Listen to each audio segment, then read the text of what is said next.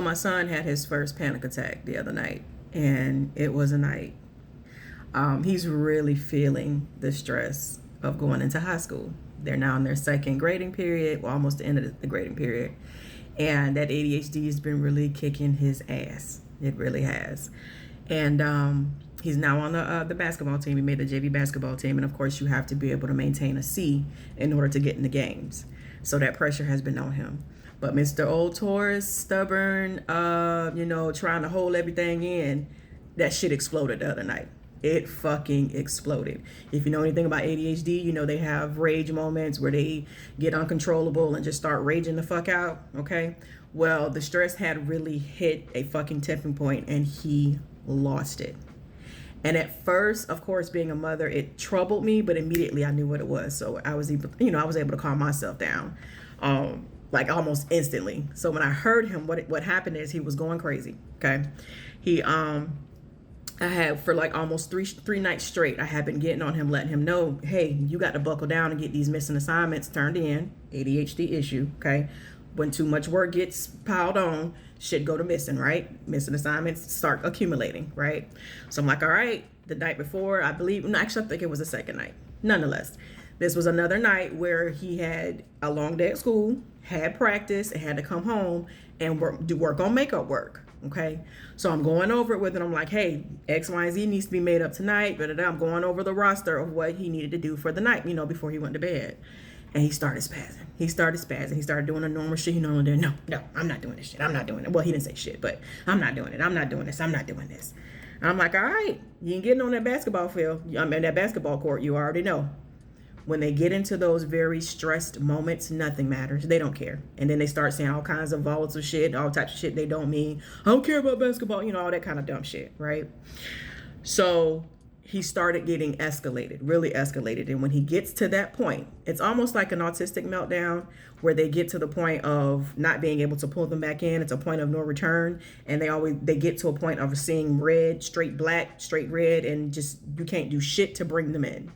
And when he gets like that, again, he starts saying all type of volatile shit. And I've had conversations with him many a times, explaining to him, you have to learn how to keep a lid on it and find ways to calm yourself down in that moment. Because when you get to 1,000, there's no bringing you back in. And as a black man, that shit ain't gonna work. You out in public acting like a fucking crazy person, that shit ain't gonna work. People around you are gonna be fearful. Number one, because you're black, okay? And number two, because you're saying all types of crazy shit that he don't even fucking remember when he comes back to. It's crazy. And I'm so glad my youngest son be here a lot of times to witness this, hear the shit he be saying, because when I be telling him the stuff he be saying, he don't believe me. I ain't say that. Yes, you did. Yes, you did. It's crazy when they go into those blackouts, they damn near don't remember the shit they've done or said, and it's so unsafe and it's crazy. But anyway, so when he gets like that, I tell him he has to leave the house. I'm not tolerating that type of energy in the house. You got to go. Okay. Take that shit out the door. Go walk. Calm it down. If you got to scream outside, but you're not finna disrupt the energy in this house. We're not doing that. Okay. So he was already to the point of no return. Okay. But on top of it, a panic attack hit him. I started hearing, I can't breathe. So now I'm out of, disciplinary mode, trying to get him out the house, to now I'm in mommy mode. And now, hey. So as soon as I heard him saying I can't breathe, of course, my tune changed. So he didn't leave out the door. He stood at the front door. He was just, I can't breathe, because he couldn't. I could hear him. He was gasping for air. He could not breathe. So I said, I literally brought my tone down damn near here, so low. And I said, son, take some long breaths. You got to take some long breaths. I talked him through it. He was pacing at first, and then he eventually ended up in the kitchen near the laundry room, just standing at the laundry room door. And he started to listen, and he started to take long, deep breaths, and he eventually calmed. He outbursted before he got there. He started screaming, but you could hear the tears. He was screaming and crying at the same time. My son had his first, that I know of, his first panic attack. I hate that for him. So like I said, it didn't really scare me. When I first heard him saying he couldn't breathe, of course, I was like, oh shit. But then I was just like, you know how to handle this, girl. He all right. But I hate that for him. But it was also a learning moment for him, because I've told him time and time again, son, you cannot hold what you're going through inside. When I'm coming to check on you, asking you how things going, you can't just keep saying, I'm all right, ain't nothing wrong. I said, your stress just hit a tipping point. You've been stressed out, son. You've been stressed out with all these classes. You've been stressed out with all this work that's in each class. You've been stressed out knowing that you're trying to get on that basketball court and it might not happen, and you know you love basketball. So much has been piling up on your brain, and it just hit a head. You gotta start talking about what's going on, son. You gotta start talking about it. But that was, I don't even know what to call it, but it was just a wow moment to watch and to, help him bring him back in. And me as a parent, I'm definitely proud of myself for not freaking out, because of course that would have freaked him out more. If you've ever had a panic attack or an anxiety attack, that shit feels like you about to die. Especially if it's your very first time, that shit feels like you about to die. So I knew he felt scared, right? Damn chest about to cave in. You feel out of control. He's in the middle of a meltdown. So I was able to calm him in, bring him in. And about 10 minutes after, I brought him to me and we talked about it.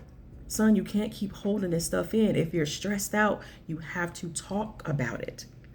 But old Mr. Taurus, old Mr. almost 15-year-old, old Mr. full of testosterone, don't want to deal and talk about nothing. We got to still find a way to bring it out. Find a way to let him know it's safe to come to mommy and talk about what's stressing you out. And I hate that parents compare adult struggles to kid struggles. At almost 15 years old, these are natural struggles that he's going through. Of course, this is where he's learning how to deal with stress. That is stressful. Just because he's not working a full-time job, just because he's not working 2 jobs, just because he ain't got child support, just because he ain't got bills to pay, doesn't mean he can't be stressed out. What is wrong with people who feel like they have to compare their adult struggles to what a child is going through? That is age-appropriate stress.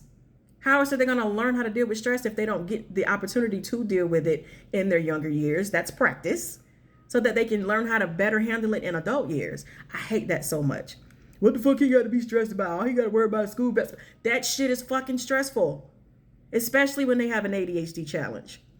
They don't deal with stress well. They don't handle stress well. Stop comparing adult stress to children's stress, to teenager stress. It's not fair.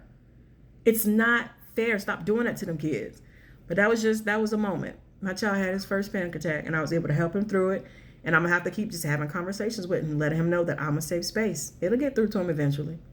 He knows now what that panic attack feels like. He knows now what it feels like when you let shit pile and pile and pile and pile and pile. Now your body done responded. Because that's exactly what I told him. I said, your body couldn't take no more.